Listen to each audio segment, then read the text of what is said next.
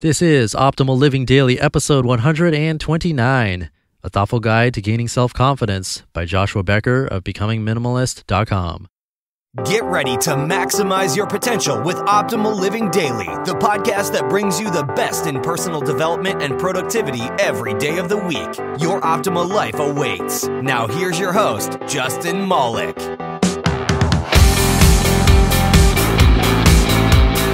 What is up, Life Optimizers? Welcome to Optimal Living Daily. I'm Justin Malik, the guy who can't burp. This is another edition of Minimalist Monday, although the post isn't necessarily about minimalism, but it's definitely from a minimalist author, my newest one to join the show, and that is Joshua Becker of Becoming Minimalist. I introduced him in episode 115, which was 2 Mondays ago, so if you haven't checked that one out, I'd highly recommend it.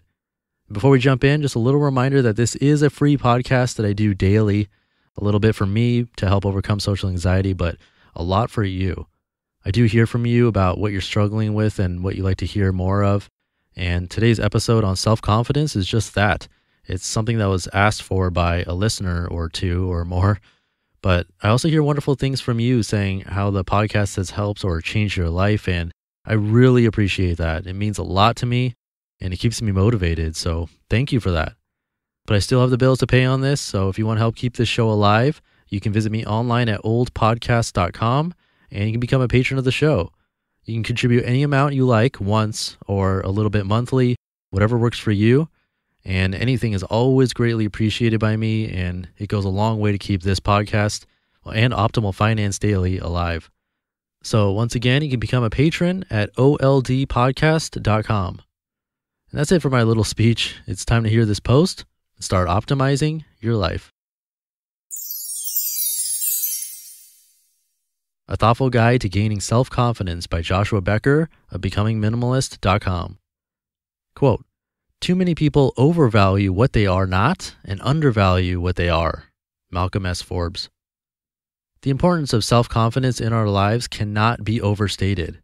It is, after all, a lack of self-confidence that causes our lives to be tossed to and fro by the sway of culture. From the very beginning, we see the harmful effects of low self-confidence on our decision-making process, while the fear of rejection becomes an all-too-common presence in our lives. It causes many to adopt the values of the group and engage in otherwise undesired behavior. Simply put, the need for love, belonging, and acceptance becomes stronger than the internal compass within us, and many unhealthy life choices begin to emerge. In adolescence, this need for acceptance begins to show itself in substance abuse, underage drinking, dangerous sexual practices, or mischievous behavior. As we get older, some of these habits remain, but new ones begin to emerge. The desire to find acceptance by impressing those around me with my possessions begins to motivate aspects of my life. And whether it be a certain home size, vehicle model, fashion trend, or latest technology, many of our purchases are made with a simple desire to keep up with the neighbors and not be regarded as, quote, falling behind. Our need to impress and be accepted becomes more important than wise spending habits. But self-confidence redirects our life. It begins to realign our desires with a unique heart inside us. It allows us to reject the trends of a culture built on consumption. When it is present in our lives, we begin to believe that we exist for a greater purpose than shopping on Black Friday. The need to impress others with our belongings is replaced by an internal desire to follow our heart and soul. And to embrace the desires deep in our soul is to reject the notion of shopping for acceptance. To recenter our lives and embrace a healthy view of self-confidence, consider some of these practical tips. Stop comparing yourself. Reject the desire to compare yourself to others. When we compare ourselves to others, we always contrast the worst things we know about ourselves to the best things we know about others. The inevitable outcome always leaves us with feelings of inadequacy and despair. Become wiser. Tell yourself that you can't possibly be making a fair comparison and reject the idea altogether. Celebrate your uniqueness. Your life was never meant to be lived like everyone else. You don't look the same, you don't sound the same, your talents aren't the same, and your deep-held values are unique. Throwing that away just for the sake of being accepted by others is one of the cruelest things that you can ever do, and it will always prevent you from living your life. Instead, champion the things that make you unique and find confidence in them. Focus on the positives. Change your thinking. Focus less on the negatives and more on the positives. Stop dwelling on the negative messages of the past and begin centering yourself on the positive traits in your life today. See past failures as learning opportunities. We've all tried and failed at some point in our lives. Confident people look back at failures and view them as learning experiences. In that way, failures can actually provide greater self-confidence moving forward.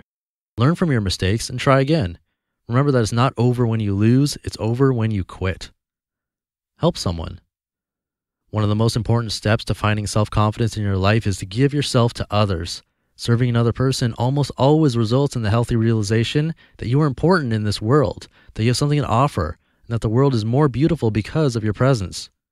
See a need around you, whether it be a need for time, finances, or a listening ear, meet it today, and the life you change just may be your own. Begin realizing a life goal. Intentionally and specifically, begin working towards a life goal. Know that taking the first step is a momentum builder and can generate confidence in your life. There's a powerful difference between I want to and I'm beginning to. So write the first page, run that first mile, or meet the first person. You know what you want to accomplish and you know what the first step is. Stop telling yourself it's out of reach and take the first step. Accept your weaknesses. While dwelling on our weaknesses leads to a lack of self-confidence, accepting them is an important step in developing it. First, it keeps us from unhealthy decisions of grandeur. It embraces that we are not perfect and forces us to live our lives in a healthy need for others. Secondly, it provides us with a foundation to accept failures when they arise. We are not caught off guard when we fail. Instead, we are simply again reminded of our need for others to complement our weaknesses. Be known and loved. There is no greater key to self-confidence than being intimately known and genuinely loved by another. Allowing another human being into the deepest depths of our heart is one of the single most difficult acts in the world today. But doing it, and being loved despite of it, breathes life into our soul and builds confidence in our innermost being. And this confidence continues to grow as the commitment to each other deepens. On a related note, take a moment this week to better know and love your child. It's one of the greatest gifts you can ever give them. To be clear, the importance of self-confidence in our lives cannot be overstated. It provides the motivation to pursue our passions. It provides the foundation to reject the claims of a consumerist culture, and it provides the incentive to live the life you've always wanted to live. You just listened to the post titled, A Thoughtful Guide to Gaining Self-Confidence by Joshua Becker of BecomingMinimalist.com. It's not quite a post about minimalism, but it's from the author of Becoming Minimalist, so I think that counts as Minimalism Monday, right? And don't be mad and send me hate mail about it. Thanks. So let's see, what else? I already had my public service announcement at the top of the show, so I won't repeat it. But I will say that you can visit oldpodcast.com for all the ways to show your support for this little podcast project of mine. I've just crossed the 4-month mark and still at it daily, which is pretty crazy.